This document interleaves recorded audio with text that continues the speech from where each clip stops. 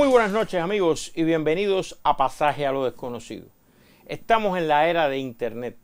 Por un lado, uno de los más grandes avances de la historia de la humanidad, científico, comunicacional, desde todo punto de vista tecnológico, es una revolución.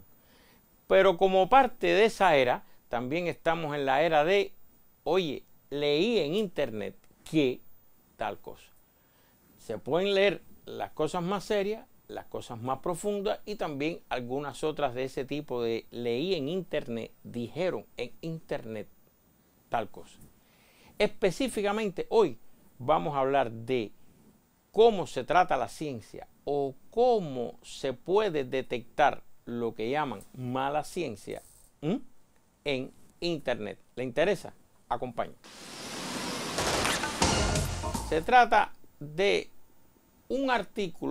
una guía que originalmente apareció en una publicación estadounidense. Vamos a verla ahí. Ahí está. Compound Chem, más o menos quiere decir como compuestos químicos, algo así, la publicación.com.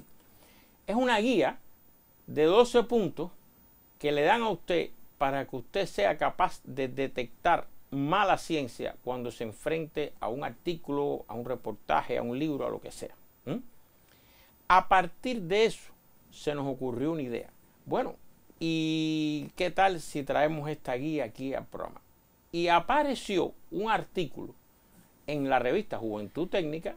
Vamos a verlo en pantalla. Ahí está.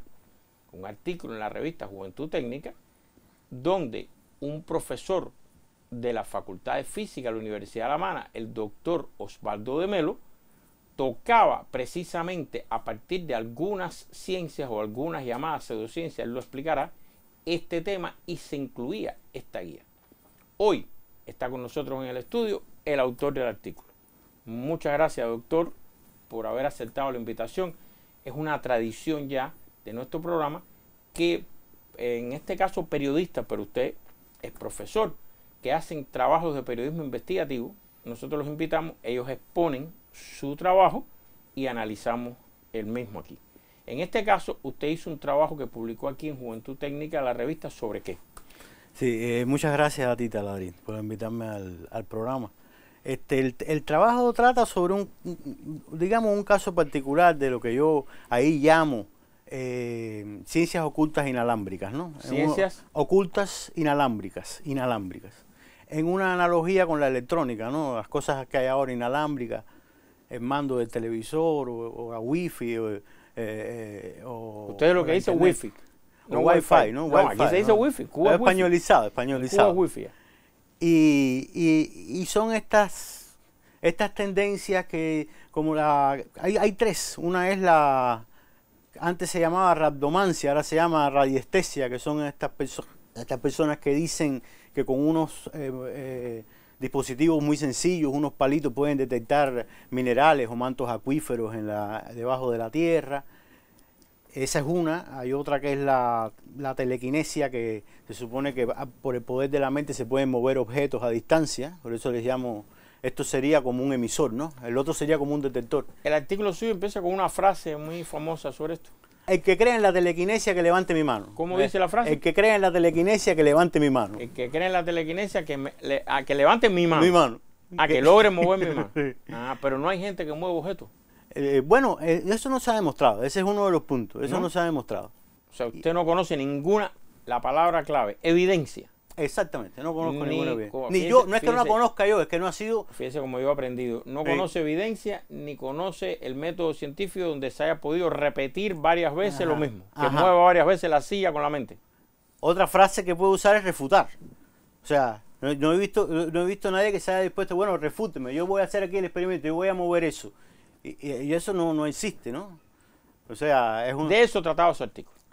De eso estaba la telequinesia, la radiestesia, que es esto que detectan, y la telepatía.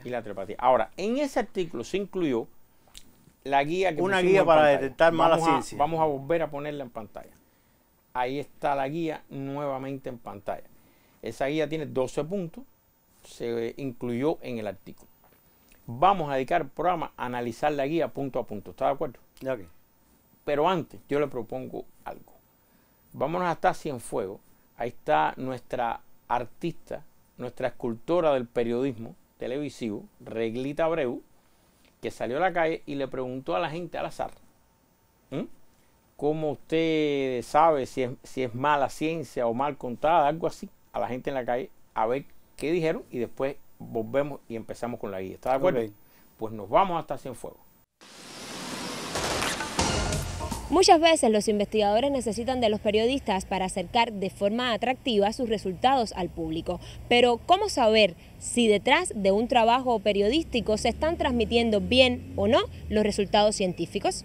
Está en dependencia de cómo se maneja el tema de la ciencia. Depende del trato. Bueno, sobre todo transparencia y no ocultar nada que la población pueda tener dudas. Los trabajos científicos tienen que hacerse, ¿me entiende?, de una forma más profundo, explicar bien a la población para que la población no se quede nunca con dudas, porque estoy seguro que, por ejemplo, hay personas que se hablan, pero se quedan con dudas de las cosas que se dicen, no se llega a decir todo en realidad, y entonces el Dios clon, como dice Taladric, siempre nos deja a mitad y entonces nos quedamos así.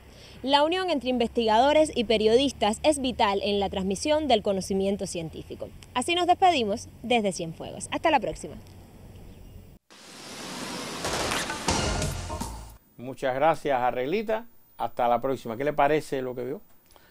Sí, me parece muy bien. Efectivamente, es un reto para los periodistas y para los científicos que además divulgan la ciencia. Poder llevar la ciencia a un nivel comprensible sin tergiversarla. O por simplificar, decir cosas que no sean completamente... Es un reto, ¿eh? Vamos a no imaginarnos y vamos a comenzar con su versión punto a punto de esta guía para detectar mala ciencia. Vamos a comenzar con el primer punto de esta guía. Titulares sensacionalistas. Los titulares de los artículos están diseñados para captar la atención del lector, animarlo a hacer clic y seguir leyendo. En el mejor de los casos, simplifican en exceso los resultados de una investigación. En el peor, los sensacionalizan y malinterpretan. Titulares. Esta tiene que ver más con los periodistas que con los científicos. Sí. Ahora. También con los científicos. Sí, pero el problema es que un titular es Lo para hace periodista agarrar en el generalmente. mundo que vivimos, que cada vez se lee menos, 140 caracteres, se lee menos a nivel universal. El titular es clave para que usted se interese y trate de leerlo todo, por una parte. Pero por otra parte dice que los titulares a veces son un síntoma de mala ciencia. Explíqueme eso. Bueno, yo creo que eso es como todo en la vida. Los excesos son malos. Por otra parte, si el titular no es nada sensacionalista, a lo mejor nadie se lo lee. Tiene que tener un componente de atraer la atención. ¿Usted cree eso? Claro, a mí me parece que sí. Lo que el reto está en que eso no implique que se distorsione lo que dice de verdad, lo que se descubrió en la investigación que se hizo, ¿no? Por ejemplo, ¿qué titular usted le puso a su artículo?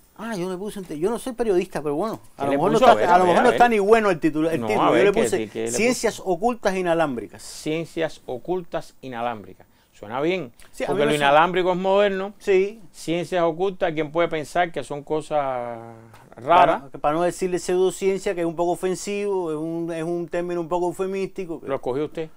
Lo escogí yo, titular. sí, el título lo escogí yo. ¿Y usted cree que ese titular es de buena o mala ciencia? De acuerdo a la guía. Bueno, fíjate, yo estoy muy comprometido, ¿eh? Te voy a decir que No, sí. usted tiene que creer que es buena, porque lo hizo usted. Yo a mí me parece que es buena ciencia, no es tan sensacional. Vamos al segundo punto de la guía. Vamos, arriba. Resultados malinterpretados. En ocasiones, los artículos de las noticias distorsionan o malinterpretan los hallazgos de una investigación en favor de una buena historia, ya sea intencionadamente o no. Si fuera posible, a la hora de informarte, intenta leer la investigación original, en vez de fiarte de un artículo. Ahora fíjese, ahí hay un tema en este segundo punto. Volvemos al periodismo. Intenta leerte el artículo original. A ver, se publica un artículo por uno de ustedes. Sí, ahí hay un punto grave. Entender un artículo hecho por uno de ustedes, y mira que yo tengo buenos amigos en la Facultad de Física. A Schuller, ¿no? A Schuller, ¿cómo se llama? El guionista de Vivir del Cuento. Ese es de matemática, él es de matemática. No, Verazaín. Sí, Verazaín, de física. Hicimos aquí un programa de los saltos con Verazaín. Yo tengo buenos amigos ahí en la Facultad de Física, pero oígame, leerse un artículo ustedes complicado. Eso me parece a mí también que... Dice, trate de leerse el original. Si me leo el original y no lo entiendo. ¿Qué pasa? Sí, hay dos problemas. Uno es ese, que el artículo es accesible para un grupo de personas informadas.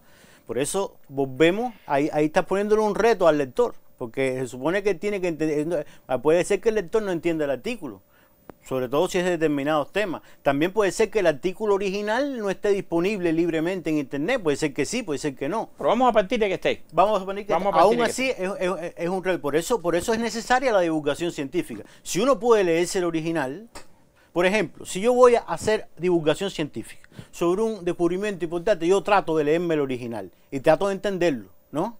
Para poder después escribir un artículo de divulgación científica. Pero a la persona que yo le dirijo el artículo de divulgación científica, si él pudiera entender el original, no le hacía falta el artículo de divulgación científica.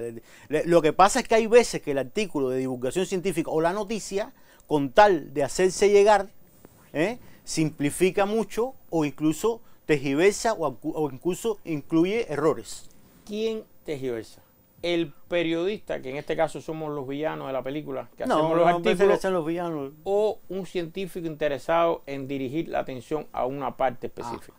Eso también puede ser, pero ya eso es otro problema. Eso es otro problema. Un científico que tenga un conflicto de intereses, que creo que es otro punto de esa guía, después, que tenga algún conflicto de intereses, puede tergiversar algo para dejar ver una parte que él le conviene más o menos, ya sea simplemente por vanidad o ya sea por alguna ventaja que eso le dé, empezando todavía más mal, ¿no? ¿Y usted no cree que eso pudiera ayudar en esta dirección, el hacer las citas textuales, entre comillas, sí, de lo que diga el científico para evitar interpretación? Sí, yo creo que sí. Yo creo que sí, que son importantes las citas en los artículos. Esa textual. Sobre todo, bueno, la cita de las cuestiones de verdad fundamentales. Pero de todas maneras, aquí nos vemos el dilema de que la recomendación es leer el artículo original. Eso es una buena cosa, pero está duro para una persona, no digo para mí, que me dice un artículo sobre un tema que está lejano de mí, yo tampoco lo voy a entender. La divulgación la necesitamos todos. Lo que es, hay que tener cuidado sobre todo hay veces que son demasiado sensacionalistas los titulares, ¿no? ¿Usted recuerda algún ejemplo? ¿Nos puede poner ejemplos a medida que vayamos poniendo? Bueno, mira, te voy a poner un ejemplo. Hace unos días salió una noticia de que habían mandado un electrón al pasado. No sé si tú la viste. ¿Electrón? Al pasado, no sé si tú la viste. Salió en los titulares, en la revista de Buenos Días, creo que fue. En la revista Buenos Días. Sí, salió en los titulares. ¿Cómo es y ha habido todo uno... Hay todo, es verdad que es un descubrimiento que parece muy interesante, ¿no? Pero ellos entendieron o sea, lo que dice es que se viró la flecha del tiempo y un suceso, un fenómeno que debe ocurrir de una cierta manera, en lo físico decimos aumentando la entropía, aumentando el desorden, ellos lograron invertir eso durante un tiempo muy pequeño. Pero no quiere decir que el electrón fue al pasado, quiere decir que... Pero el titular era ese. Decía que el electrón iba al pasado. Ahora, usted vio que yo no lo interrumpí, ¿verdad? No. ¿Cómo fue que usted dijo? Virar la entropía. No, virar la flecha del tiempo. No, pero usted usó la palabra la entropía. Míreme mi cara. Entropía. ¿Se da cuenta? ¿Qué palabrita es? ¿Qué es la entropía? Bueno, usted sabe lo que es la energía, más o menos. Bueno, hay dos magnitudes importantes en relación con los problemas del calor y de la mecánica, ¿no? La energía, ¿no? Que es como, vamos a suponer, que es la capacidad que hay para aprovechar, para mover algo, para generar o electricidad, o bueno, lo que sea, la energía, ¿no? Puede ser cinética, puede ser potencial, pero está la entropía, que ya es un concepto un poquito más, que tiene que ver con la forma en que transcurren los procesos. O sea, ¿cómo usted sabe que ahora, este instante, es posterior al del programa de la semana pasada? Bueno, a veces no lo sé realmente. A veces no lo sabe. No se preocupe. Pero bueno, hay una flecha que es psicológica, que usted dice, bueno, ahora yo tengo más cosas que recordar. O sea, ha pasado más tiempo. No, esa no es la entropía todavía. Esa es una flecha de tiempo psicológica. Hay una que es cosmológica, que es el mundo se expande, el universo se expande, el mundo está más expandido. Claro, usted no lo va a medir, pero sería, si uno pudiera, sabría saber que si el mundo está más expandido es que ahora es después y la semana pasada fue antes. Ahora es después y la semana pasada fue antes. Fue antes, ¿no? Para buscar algo objetivo, ¿no? Algo objetivo. Y la otra cosa es que la entropía aumenta. La entropía es una medida, para decírtelo, tratando de hacer divulgación, del desorden. Las cosas van hacia el desorden. ¿Qué hubiera pasado si yo no le pregunto qué es la entropía y usted está explicando eso? Pues eso con no- los mortales. Estoy hablando con el Sí, 99% es de verdad. nosotros los No voy a- mortales. no soy un buen divulgador. No, voy a es hacer- que usted habla de la entropía como algo cotidiano, Sí. normal, usted maneja ese término. Es igual que si yo le dijera que vamos a irnos al programa en fade o por corte. Sí, claro, ahí yo soy que me... Son incluso palabras en inglés, porque a veces traduciéndolas se entiende solo, pero bueno, y usted las maneja cotidianamente. Ahí, porque el tema de hoy es ese: ciencia, público, mala ciencia y público.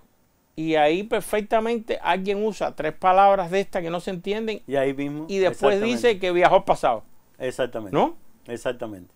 Y el otro problema es que estamos hablando de medios masivos de comunicación de cualquier tipo, sean redes sociales, o televisión, o radio, o prensa escrita, o internet, lo que sea. Tiempo es limitado. Imagínese Sí. usted lo que hubiera llevado en ese programa, explicar que un electrón viajó al pasado y el término, ¿cómo es? ¿Cómo es? Se me olvidó el término. Entropía. Entropía, la flecha. Imagínense qué cantidad de tiempo llevaba eso. No los tiene. Nunca No lo, lo tiene, no nunca lo lo tiene. vamos a tener. Entonces, ya aquí nos estamos casi pasando de tiempo y vamos por el segundo punto. Seguimos. Vamos al Está tercero. bien. Ya ven, complicado. Tercer punto. Conflicto de intereses. Muchas empresas contratan científicos para llevar a cabo investigaciones y publicarlas. A pesar de que esto no invalida necesariamente la investigación, debe tenerse en cuenta al analizarla. Un estudio también puede ser malinterpretado para favorecer intereses económicos o personales. Bueno, en este caso es que yo soy científico, estoy trabajando para una empresa que quiere producir un medicamento nuevo que se supone que va a curar, no sé, algo grave, y yo estoy contratado por esa empresa y publico un estudio diciendo que este medicamento hace esto, ¿Eso es a lo que se refiere? Yo creo que sí, yo entiendo que es así. Y es verdad que eso, lo que dice, está bastante claro, ¿no? El punto. Yo creo que las empresas tienen que contratar científicos. Por eso, como dice ahí, eso no invalida del todo. Pero hay que tener cuidado hay que tener cuidado que el científico no esté, que no vaya a estar en combinación con la empresa, Que esté diciendo que algo, vaya a decir algo, pero- aunque no sea una mentira, que vaya a decir algo sesgado. Pero estamos hablando de alguien que está contratado, o sea, gana dinero por una empresa. Vamos a suponer que una empresa empieza a promocionar viajes al pasado. Vamos a volver con ¿cómo es? Con el electrón que viajó El pasado. electrón que viajó al pasado. En realidad, por ejemplo, hoy en las publicaciones te piden declarar si hay un conflicto de interés.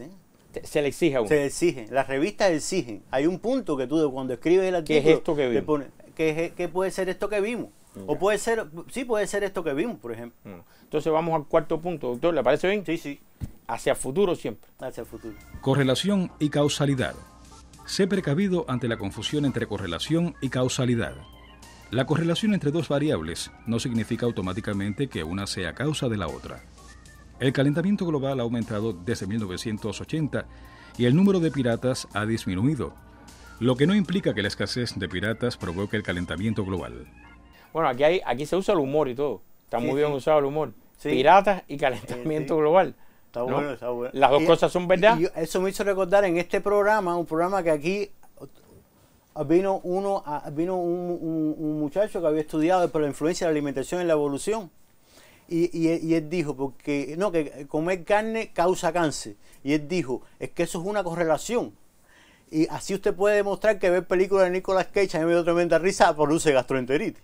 ¿No? O sea, son yo cosas, recuerdo. hay que tener cuidado en lo que dice ahí. Aunque él habló de la sobre todo Sí. el papel de la carne, De la carne en la evolución del en la cerebro. evolución del cerebro. A ver. Y es verdad que hay veces que con buena fe o con mala fe o por lo que sea, se abusa de esas correlaciones y se trata de, uno encuentra una correlación y sin justificarla bien, la pone como cierta. Lo que yo entendí es que a veces dicen que esto provoca esto otro y no es así.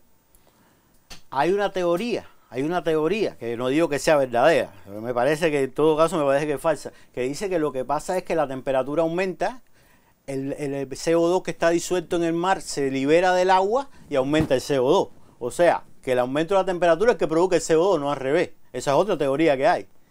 Que es también una correlación. ¿Cuál es la causa y cuál es el efecto? Parece lo más aceptado es que se eleva el CO2 y aumenta la temperatura. Pero hay una teoría que relaciona las cosas al revés. En resumen, lo que yo entendí, usted es mi profesor, usted me evalúa, es que no hay que tener cuidado cuando dicen que una cosa provoca la otra. Hay que tener cuidado en causa-efecto. Eso requiere bueno, en eso consiste la investigación, en determinar verdaderas causas y consecuencias, y no simples correlaciones. Hay veces que los científicos o los divulgadores o los periodistas abusan de esas cosas y ponen correlaciones que no son causa y efecto. Siempre los periodistas somos los villanos. Continuamos, vamos a la próxima. Lenguaje especulativo. Las especulaciones derivadas de un estudio son solo eso, especulaciones. Estate alerta especialmente ante expresiones como quizás, podría, parece y otras de ese tipo, ya que es poco probable que un estudio arroje pruebas fundamentadas en las conclusiones que suelen inferirse de ellas. Bueno, aquí está los verbos esos, quizás, o sea, los verbos no, la terminología de quizás, pudiera ser, parece, es probable, todo indica que, ¿no? ¿Qué usted cree de esos términos? Otra vez le digo que los extremos son malos. En un artículo se pueden hacer especulaciones, ¿no? Pero lo que no puede ser que el artículo todo sea de especulación, ¿no? Tiene que haber algo concreto que no sea podría o pudiera ser, sino que uno afirma. Después hay conclusiones que podrían darse, ¿no? O sea, en realidad yo digo que generalmente en toda investigación hay cosas que no quedan completamente claras y ahí se puede utilizar el podría o puede ser, ¿no? Pero en cualquier investigación que terminó, si terminó exitosamente, debe haber algo, una parte importante que no sea podría, que sea real. Pero venga si acá, todo es podría, uno puede sospechar de que ahí hay algo. Venga acá, y cuando los grandes e ilustres amigos míos físicos han venido aquí, han explicado qué cosa es un agujero negro y dicen que dentro del agujero negro no funciona ninguna ley de la física, ¿eso es especulación o no? A mí me parece que hay algo de especulación en los agujeros negros. Pero es mi opinión, ¿eh? Sí, es que estamos... A mí me parece que nadie ha entrado a un agujero negro, ¿no? En esas cosas hay algo de especulación. Me parece que hay algo de especulación. Hay ciencia, los agujeros negros responden. Y aquí está tu otro amigo Álvarez Pomares. El doctor Oscar Álvarez Pomares, el astrónomo mayor, ha explicado aquí en detalle los agujeros negros. Que puede hablar mejor que yo de eso. Ellos responden Pero es que dicen que son cálculos matemáticos. Igual que cuando se habla de cosas distantes en el universo, te explican lo que yo he entendido. Yo soy limitado en eso. Sí, el problema es que son negros, no se pueden ver. Pero las ondas gravitacionales... Nadie ha entrado. Nadie ha entrado. Ese es el problema, entrar ahí. Y lo otro es que los cálculos matemáticos, que matemáticamente se calcula que pasa esto y aunque no se ha visto, está ahí. Los cálculos matemáticos... ¿Eso no es especulación? En general los cálculos matemáticos son muy importantes y deben predecir algo. Y ese algo debe después verificarse con un experimento. Y si hay algo que no se puede verificar en ningún experimento, hay incluso algunos expertos en epistemología, esas cosas, que consideran que eso no está dentro de la ciencia. Tú tienes que poder hacer una predicción con tus cálculos y esa predicción puede poderse refutar. Si no, eso no es ciencia. Entonces, hay cosas que son muy difíciles de refutar porque son cosas que están en el límite de las técnicas que se conocen hoy. Ahora, los agujeros negros sí existen. Porque las ondas gravitacionales autónomas y choque de dos agujeros negros. No hay otra cosa que pueda haber producido esa catástrofe, ¿no? Esa emisión de radiación, de ondas gravitacionales. Eso fue una prueba de que los agujeros negros existen. No, está claro que existen. Yo me refiero a que dicen que dentro de ellos, a pesar de que no ha entrado ningún aparato, no rige ninguna ley de la física. Y ahí tiene que ver la entropía también. La entropía volvió a aparecer. Volvió ahí. No, pero no tenemos tiempo. No, que después es Dios Cron. Si volvemos a la entropía en el agujero negro... ahí hay otro problema. Mire, yo le propongo volver en la antientropía hacia adelante en la guía. Ok. Grupos de estudio demasiado pequeños. En los estudios clínicos, cuanto más pequeño es el grupo que se estudia, menor confianza ofrecen los resultados de aquel cuando se aplican a toda la población. Debe tenerse esto en cuenta a la hora de analizar las conclusiones obtenidas con grupos de estudio de menor tamaño. Debe resultar sospechoso que el grupo de estudio pudiera haber sido mayor de lo que realmente fue. Grupos de estudio. Y ahí vi clínico, así que estamos hablando más bien de medicamentos, medicina, ¿no? O de cura. De cura. No solo en los grupos clínicos, ¿no? En general, cuando hay pequeños grupos, aparece lo que se conoce como fluctuaciones. Entonces tú puedes tomar una parte del grupo que no representa la totalidad. Mientras Entonces, mayor sea el grupo, es mejor, es mejor. En todo, en la estadística. Si tú coges un grupo pequeño y dices, ¿cuál es la edad promedio de Cuba? Tú coges 2.000 personas, le preguntas la edad a cada uno y divides entre el número de personas, ¿no? ¿No?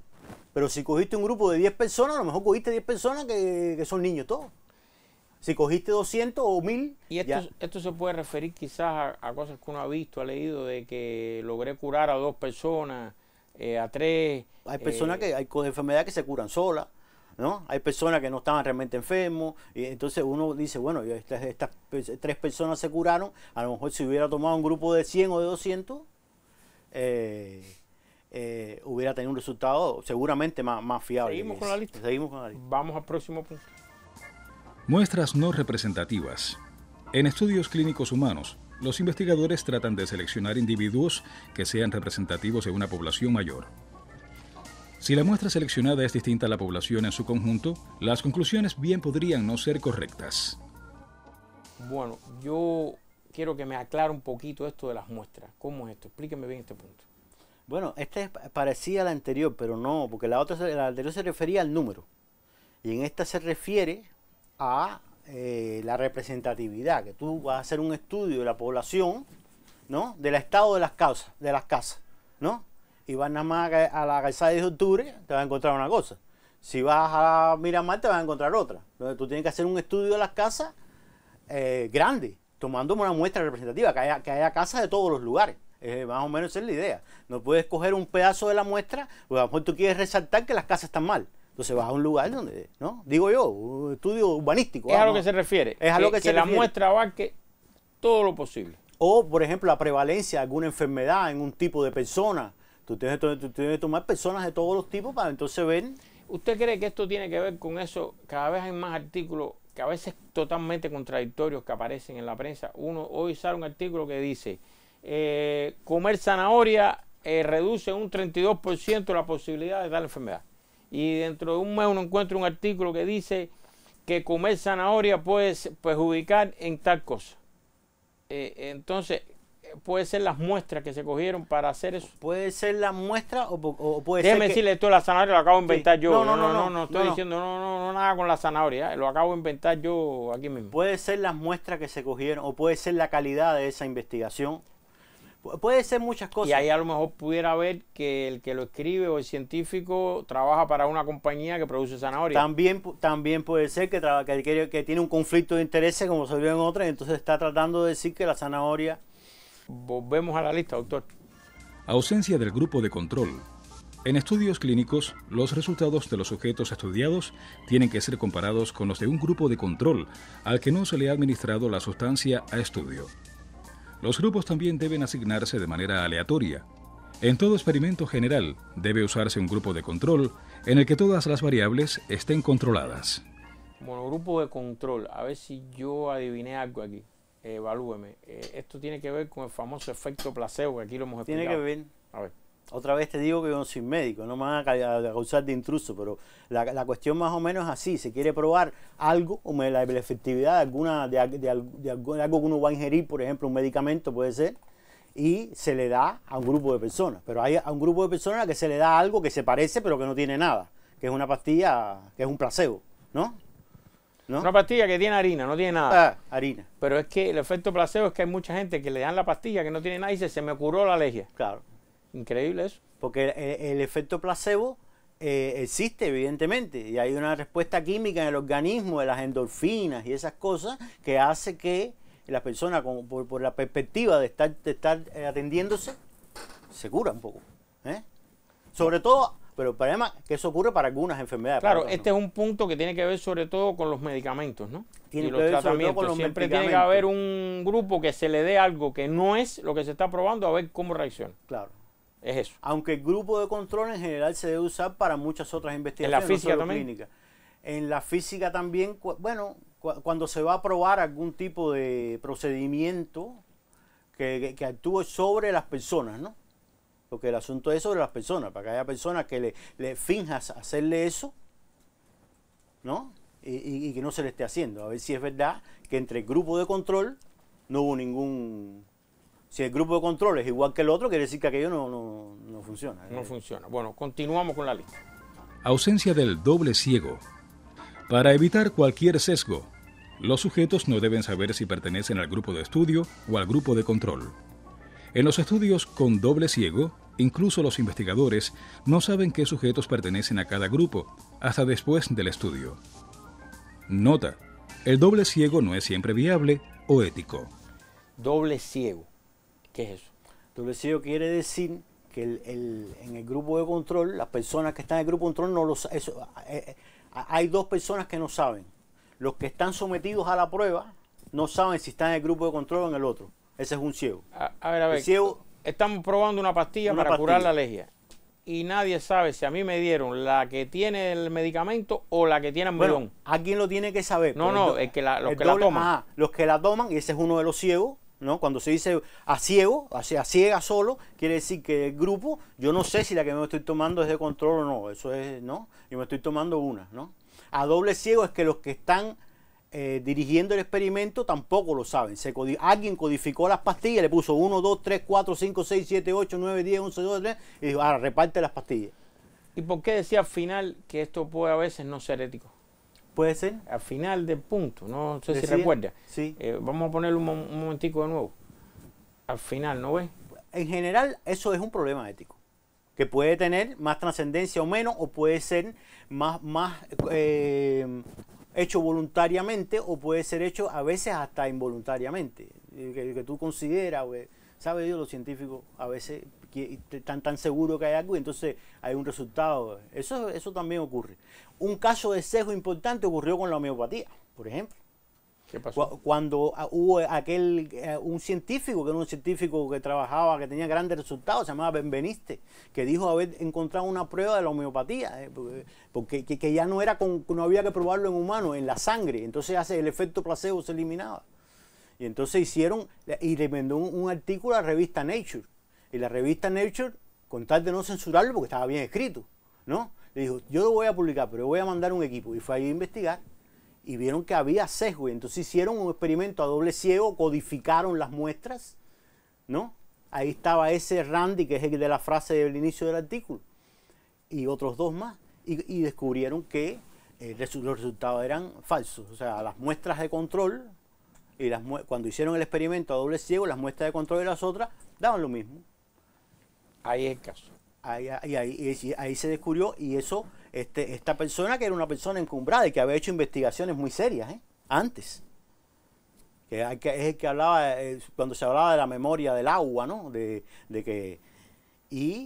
Bueno, eso a él le costó el puesto. Me imagino. Volvemos a la lista, doctor. Resultados parciales. Esto implica seleccionar los resultados de los experimentos que secundan la conclusión de un estudio, omitiendo los que lo hacen. Si en el informe de una investigación se sacan únicamente conclusiones de una parte de los resultados, puede que sean parciales y seleccionados así, intencionadamente. Bueno, me parece que está claro, ¿no? Sí. El que hacer eso es poco ético, mala ciencia y es engañoso, ¿no? Es una variante de los anteriores, ¿no? De alguna manera. Se parece, pero... se parece un poco. Aquí sí está muy claro el punto. Aquí, como está escrito ahí, se ve que hay el que haga mala eso ciencia. Es mala ciencia. Bueno, entonces volvemos a la lista. Los resultados deben ser reproducibles en investigaciones independientes y comprobados, cuando sea posible, en un amplio número de situaciones para asegurarse de que pueden generalizarse. Las afirmaciones extraordinarias requieren pruebas extraordinarias, lo que implica mucho más que un solo estudio independiente. Resultados irreproducibles, ¿qué es eso? Bueno, el problema es que algo que se exige para un resultado es que cuando tú haces una publicación, que los datos que tú den permitan a otro investigador reproducir eso. Pero eso es lo que siempre hablan aquí en los debates de ciencia y pseudociencia, los invitados, que hay que reproducir varias. Cada vez que se haga lo mismo tiene que volver a pasar. Y además que lo pueda reproducir un grupo independiente. O sea, que yo digo, este es mi resultado, yo hice esto y obtuve aquello. Y que otro grupo pueda coger mi artículo, leérselo y reproducirlo. Y obtener más o menos lo mismo. Eso es una cosa importante. Y ahí se detectan no solo fraude, pueden ser que sean nada más que errores, pero ahí se detectan cosas porque y ha habido casos recientes cuando dijeron que los neutrinos viajaban a una velocidad mayor que la luz. No sé si en el programa aquí se habló alguna vez de eso. No, aquí no fue. Aquí se no dijo, fue. pero ¿cómo fue? Dígame. Sí, en un centro que está en Italia, debajo de una montaña, que estudian partículas para no tener rayos cósmicos, enviaron unos neutrinos, que son unas partículas muy ligeras, por debajo de la Tierra desde Suiza y las detectaban allí. Y estaban haciendo el experimento para otra cosa, pero detectaron con su equipo que se movían a la velocidad de la luz. Y la teoría, la física de hoy no admite que nada se mueva a mayor velocidad de la luz. Pero ellos no lo publicaron, sino que lo dijeron y animaron a los demás a hacer los experimentos. Y cuando los demás trataron, no pudieron. Y después ellos mismos se dieron cuenta que tenía un error. Es este punto. Que si otra gente no puede reproducir lo que usted dijo, entonces no. Y así ha habido muchos casos de gente que... sí, hubo algo que se llamó la fusión fría, que era como la fusión nuclear, ¿no? Que requiere altísimas temperaturas. Y yo leí que eso iba a ser maravilloso para la energía y la fuente de la solución a los problemas energéticos. Y a lo mejor el experimento era razonable y parecía algo, sin embargo no se pudieron reproducir después y ahí está, ahí se quedó. Eso no se ha aceptado. La ciencia es muy escéptica, ¿eh? La verdad que eso no es una cosa que está muy fuera de fundamento. A lo mejor pudiera ser, por lo que yo he leído, yo no trabajo mucho en eso, pudiera ser algo razonable que eso fuera verdad. Y hay muchos científicos importantes que consideran que sí, que hay algo ahí, pero no se ha podido repetir. Y sería una cosa muy efectivamente, porque es la energía nuclear a partir del hidrógeno. Que la otra variante es tener una temperatura altísima que no hay ningún recipiente que contenga el material. Pero con eso... Bueno, entonces, doctor, nos vamos al último punto de esta guía de cómo detectar mala ciencia en cualquier publicación de cualquier tipo, de cualquier medio. Publicaciones y referencias. Las investigaciones publicadas en revistas importantes han estado sometidas a un proceso de revisión, pero aún así pueden contener errores, de modo que deben evaluarse teniendo esto en cuenta. Del mismo modo, el hecho de contar con un gran número de referencias no siempre indica que la investigación esté fuertemente respaldada. Bueno, las publicaciones, las referencias, ¿cómo es esto? Para cuando uno ve artículos que tienen a veces después 3 páginas de citas, ¿no? Eso es lo que uno ve después. Bueno, ahí creo que se refiere no a las citas que pone el mismo artículo, sino a las citas que hacen los demás sobre ese artículo. O sea, porque hay una estadística de las publicaciones que son las citas que se han hecho sobre un determinado artículo por los demás científicos. Esa es una estadística que las citas... Pero esto estamos aquí hablando de que salió un artículo y cuántas veces lo citan después otra gente. Exactamente. Como dice el profesor, como dice el doctor en su artículo, ¿cómo se llamaba su artículo? Ciencia oculta inalámbrica. Sí. Como dice el doctor en su artículo Ciencia oculta inalámbrica, papá, como dice, es eso a lo que usted se refiere. Lo que pasa es que este no es un artículo, salvando las diferencias. No, este es un artículo, pero sí, exactamente, como dice el doctor. No he dicho que este sea mala ciencia. No, que este no es un artículo científico, este es un artículo de divulgación científica. De divulgación. ¿no? De divulgación científica. Pero bueno, sí, es ese estilo de cosas. Que puede ser que, lamentablemente, porque eso hace las cosas más difíciles. Yo no sé si el público se va a aclarar o se va a confundir con esto, porque uno pensaría que uno coge una revista, que es una revista que ha sido revisado el artículo, y eso no te garantiza que el artículo no tenga mala ciencia.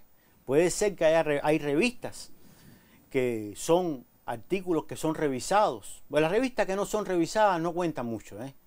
Hay revistas que uno publica lo que mande y lo ponen ahí. Pero hay revistas que son las importantes, que tienen una revisión por pares, que se lo dan a otras 2 personas o a una persona, y esa persona la revisa, la critica, y el editor decide si lo publica, si no, o si lo tengo que arreglar, ¿no?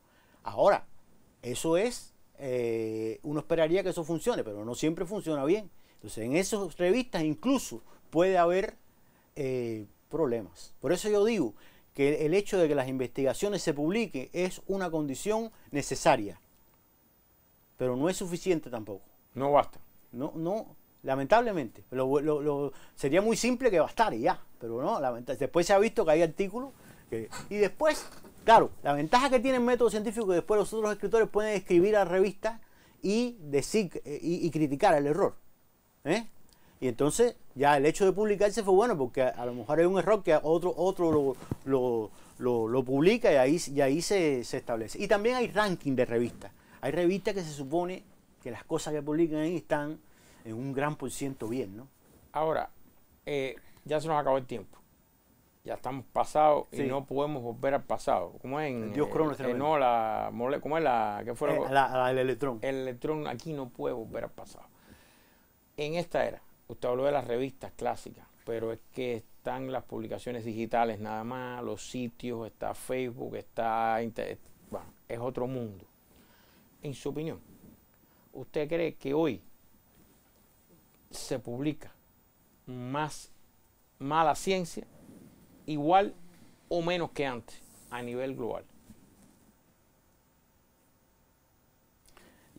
La verdad que yo no tengo una estadística así para... Yo sí sé que han proliferado mucho las revistas. A mí me parece que demasiado. Mi opinión personal. Revistas científicas, ¿usted sí, se refiere? me parece que demasiado. Y por otra parte, hay mucha exigencia con los investigadores para que publiquen mucho, ¿no?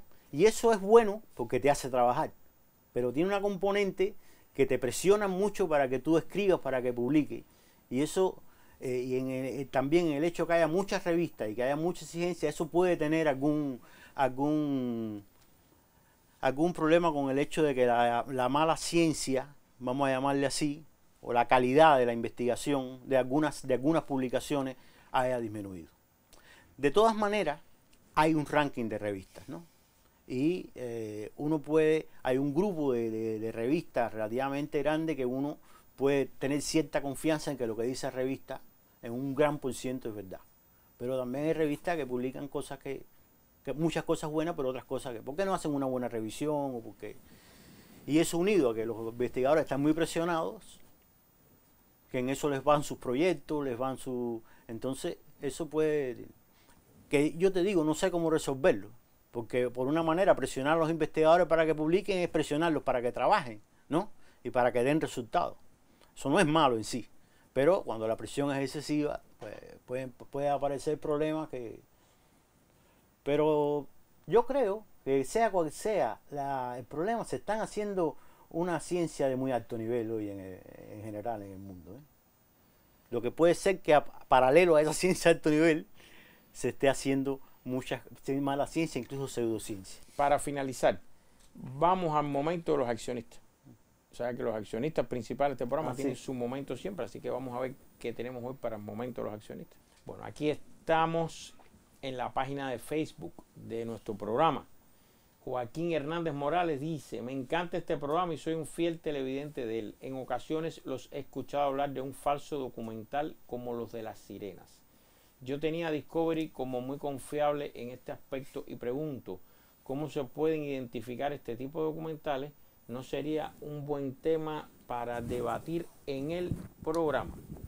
Bueno, muchísimas gracias. Mire, los llamados falsos documentales. En este caso, evidentemente, él no vio el programa en que invitamos aquí a nuestro querido amigo Rolando Pérez Betancourt, que ahora estamos hermanados, ahora estamos uno al lado del otro, así en la programación. Aquí sentado Rolando Pérez Betancourt, con su maestría habitual, explicó qué cosa es un falso documental. Trajimos un artículo del New York Times explicando cómo en los últimos años esta tendencia ha proliferado en la red Discovery. Falso documental era que en el documental aparecía un biólogo que no es biólogo, es un actor. Pusimos la foto del actor, es un actor canadiense. Y en el documental aparece como un biólogo que habla, que explica, el doctor tal fue a tal lugar y cómo lo reconstruyen en forma de película. Un falso documental es que ponen que fue encontrado tal cosa y se pone un periódico, no es un periódico reconstruido digitalmente, que no existe, etcétera. Es como una trama de ficción mezclada con hechos reales. Aquí lo explicó mucho mejor que yo Rolando Pérez Betancourt. Evidentemente nuestro querido amigo no vio este programa, nuestro accionista, pero no estaría mal hacer un programa sobre qué cosa es esto y esta tendencia se aumenta, disminuye, si es buena, si es mala. ¿Qué usted cree? Muy breve, 5 segundos. Bueno, el falso documental no siempre es malo. Hay veces que lo hacen con un propósito que es como un juego, no es para engañar a nadie. Muchísimas gracias, doctor. Gracias a usted. Y siga publicando en esa gran revista. Déjenme mostrarla para ayudar también un poquito, humildemente. Juventud Técnica. Ojalá tenga más circulación, ojalá publicaciones de este tipo proliferen. Tienen artículos muy interesantes y yo se las recomiendo de todo corazón. Juventud Técnica. Mire, lo invito mañana, y ustedes también, en Radio Rebelde. Mañana, 12:15 del mediodía, por Radio Rebelde. Si hay deportes, por FM. Si no hay deporte, por las dos frecuencias, va a estar el doctor. Vamos a hablar de ciencia, medios de masiva comunicación, etcétera. Prepárese, teléfonos abiertos, le va a gustar. Si usted no vio el programa, quiere volver a verlo, si quiere recomendárselo a alguien que no vive en Cuba, etcétera, ahí está nuestro canal de YouTube.